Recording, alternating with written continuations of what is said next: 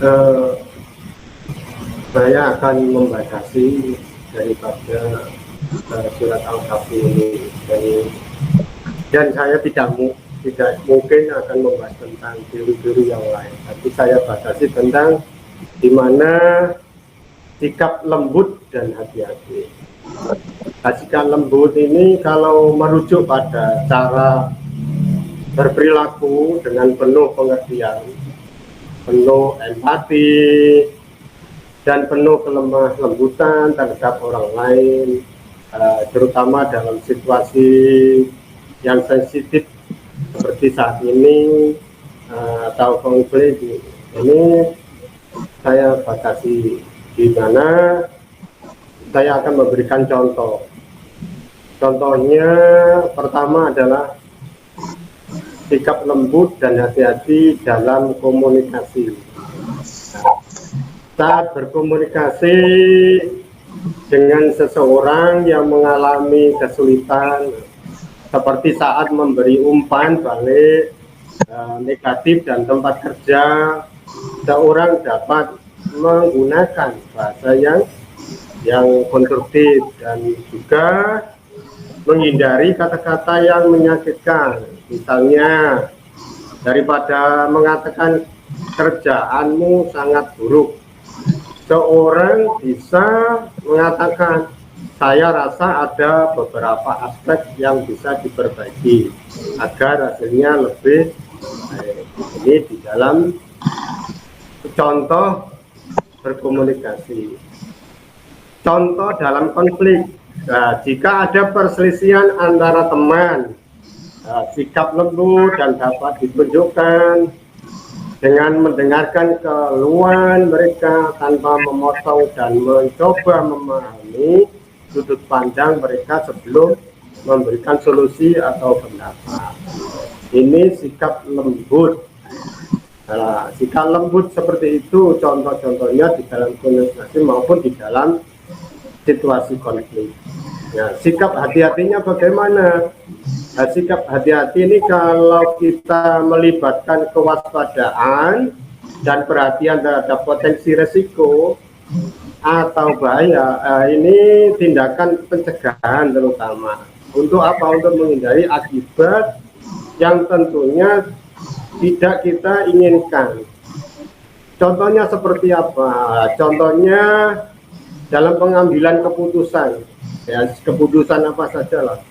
Sebelum mengambil keputusan besar seperti investasi, pindah kerja, seseorang harus meneliti dengan teliti dan mempertimbangkan semua faktor yang relevan. Untuk apa? Untuk menghindari daripada kesalahan yang bisa berdampak besar. Ini dalam pengambilan keputusan, maka harus hati-hati. Kalau di dalam keselamatan, kehati-hatiannya bagaimana? Nah, ketika kita mengemudikan kendaraan, ya contohnya ini, sikap hati-hati ini berarti mengikuti aturan lalu lintas, mengikuti aturan lalu lintas dan memperhatikan kondisi jalan, di mana kita tentu diharapkan untuk dapat menghindari perilaku yang dapat menyebabkan kecelakaan. Nah, menjaga kerahasiaan itu dan informasi pribadi itu adalah sebagaimana kita menjaga kerahasiaan informasi pribadi. Artinya apa? Artinya kita tidak membagikan informasi pribadi kepada orang yang tidak berwenang atau di luar konteks yang aman. Contohnya apa? Contohnya dalam dunia digital, menggunakan kata sandi yang kuat dan tidak membagikan informasi akun dengan orang lain. Seperti email itu kan ada PIN-nya, ada password-nya. Nah, itu jangan sampai dibagikan pada orang lain. Untuk apa? Untuk melindungi data pribadi dari akses yang tidak diinginkan, yang tidak sah. Selain itu, menggunakan ekskripsi pada komunikasi email atau pesan untuk memastikan bahwa hanya menerima yang dimaksud yang dapat membaca informasi tersebut. Ini contoh dalam dunia digital. Kalau contoh dalam lingkungan sosial, jika seseorang membagikan masalah pribadi dengan Anda, dengan kita, ini kita harus menjaga rahasia, jangan dibocorkan kepada orang lain, bahkan kepada istri pun jangan sampai bocor. Ini kalau orang lain membagikan masalah kepada kita, pribadi orang lain disampaikan kepada kita, itu kita wajib untuk menjaga rahasianya. Ini agar apa? Agar jangan sampai informasi itu tersebar luas kepada orang lain ya, tanpa izin yang punya masalah tersebut. Terutama jika informasi tersebut bersifat sensitif atau pribadi. Ini yang pertama. Yang kedua, menjaga kerahasiaan dalam situasi sensitif.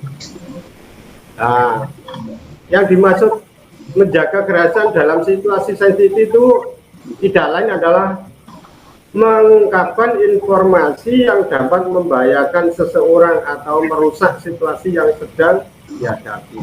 Contohnya apa?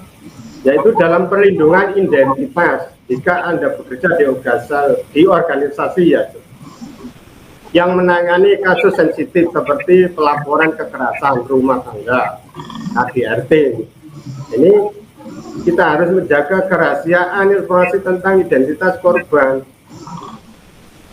Ini sangat penting untuk melindungi daripada keselamatan mereka dari kemungkinan ancaman dari yang ada. Contoh dalam pekerjaan, saat mengelola proyek atau informasi strategis, hanya membagikan informasi terkait kepada pihak yang berwenang dan tidak mengungkapkan detail kepada pihak yang tidak berkompeten atau tidak terlibat dalam proyek tersebut. Apapun yang kita hasilkan, jangan sampai kita mudah membocorkannya, agar supaya kerahasiaan dan keilmuan itu kalau menang sudah dicatatkan umpama karya hasil karya kita di panitera mendapatkan hak cipta, nah itu baru boleh dibocorkan. Tapi kalau sebelum kita punya hak cipta, ini orang lain itu akan mudah menghakiminya daripada hak cipta itu tersebut. Nah, jadi saya hanya batasi sikap lemah lembut dan hati-hati itu kalau saya simpulkan apapun yang telah disampaikan dari teman-teman pada saat ini adalah kami dapat memberikan bahwa pesan kita itu harus hati-hati serta menjaga kerahasiaan yang sangat penting, di mana aspek kehidupan kita itu harus terjaga, baik itu interaksi sosial hingga keamanan pribadi dan profesi kita itu harus bisa kita sampaikan lemah lembut, tapi kerahasiaan itu tetap kita jaga sesama kita, sesama teman, agar supaya kita itu dapat membangun hubungan yang harmonis di antara teman, di antara kajian. Nah, ini bisa lebih lebih enak, lebih damai dan lebih sejuk, karena daripada hasil lemah lembut dan dari hasil hati-hati. Karena apa? Kalau kita lemah lembut dan hati-hati itu dapat memastikan bahwa tindakan kita itu tidak menimbulkan resiko atau bahaya yang tidak dijaga dari kita. Karena ini situasi dan kondisi yang sensitif, maka marilah kita saling menjaga daripada kerahasiaan dan informasi yang tidak kita perlukan. Terima kasih. Assalamualaikum. Waalaikumsalam. Oke, terima